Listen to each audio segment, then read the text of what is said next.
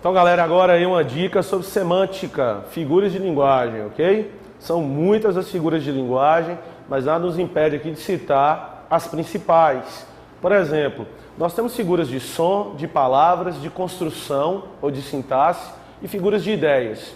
As mais recorrentes em prova são as figuras de ideia, ok? Vamos começar aqui com duas, muito comuns em provas. A primeira, antítese. A segunda, paradoxo. A presença de uma figura de linguagem não anula a possibilidade de presença de outra figura de linguagem. Inclusive, algumas figuras, elas são decorrentes de outras. Elas são figuras secundárias, vamos dizer assim. Então, como é que funciona? Primeiro, entenda, antítese marca uma ideia de oposição. Quente e frio, gordo, magro, alto, baixo, caro, barato. Quando eu tiver um jogo de expressões em que as palavras se oponham contextualmente, nós damos o nome de antítese. Uma ideia clara para uma explicação clara para uma ideia complicada. Clara que se opõe à complicada, forma uma antítese. Ideias longas, cabelos longos, ideias curtas. Cabelos longos, ideias curtas. Longos que se opõem a curtas no contexto. Um jogo com o sentido das palavras, ok? Que são sentidos opostos. Muito utilizado, por exemplo, na escola literária conhecida como barroco, dentro do conceptismo e cultismo, beleza? Então, antítese é isso. O que é um paradoxo? Um paradoxo é uma antítese elevada.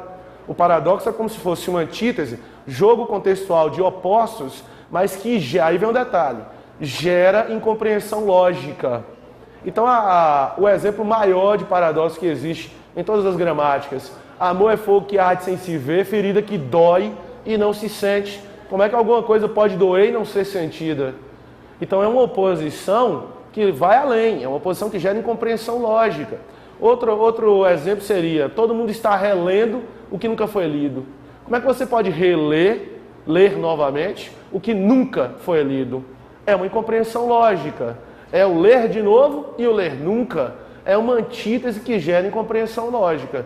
Então, fique esperto que o paradoxo é uma variação do que nós entendemos por antítese. Outro exemplo de figura de ideia, eufemismo. Eufemismo, definição, suavização de uma ideia desagradável. Você tem um amigo seu que só fala M, só fala besteira. Você fica com vergonha de falar: você só fala M. Você não vai dizer isso para ele, você vai dizer: meu querido, você não é feliz com suas palavras às vezes, né? Quase sempre. Então você vai ter que usar isso, eufemismo, suavização de uma ideia desagradável. Muito utilizado, por exemplo, nos ditados populares, quando alguém falece, alguém morre, que alguém é obrigado, uma pessoa é obrigada a dar notícia, né? Ah, fulano finalmente descansou, teve o sono dos justos, né? Que vira até brincadeira, piada, bateu as botas. É uma coisa triste.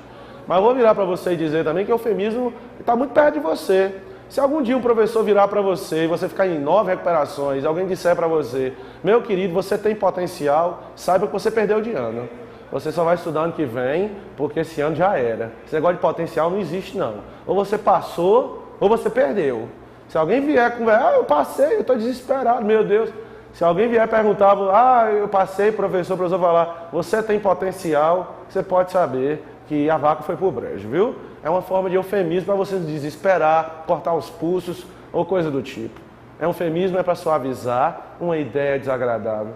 Imagina uma pessoa que conte muita mentira. Ela está sendo muito econômica com a verdade. Você não concorda, não?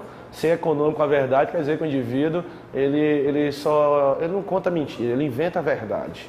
Ok? Políticos são um prato cheio para isso. Ok, turma? Outra dica: hipérbole, exagero. Você vai comer um boi de tanta fome que você tá. Você morreu de rir. Meu Deus, né? Imagine, chorei um rio de lágrimas.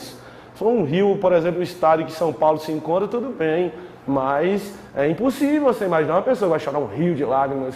Então você está querendo ser enfático na questão do exagero da ideia. Beleza? Isso é hipérbole. Beleza?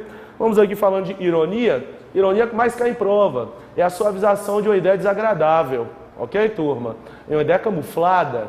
Então, imagine que seu amigo não saiba a capital do Brasil. Então, ele é muito inteligente, né?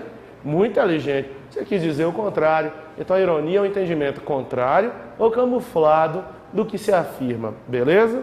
Chama a atenção ainda para a prosopopeia, personificação ou animismo. Recebe o mesmo nome. É quando você atribui ações ou qualidades humanas a coisas ou a seres inanimados. Então as paredes ouviam a nossa conversa. Parede ouvir não é uma ação própria de uma parede, algo inanimado. Então as flores que sorriam para ela, flores sorrirem, então também não tem como.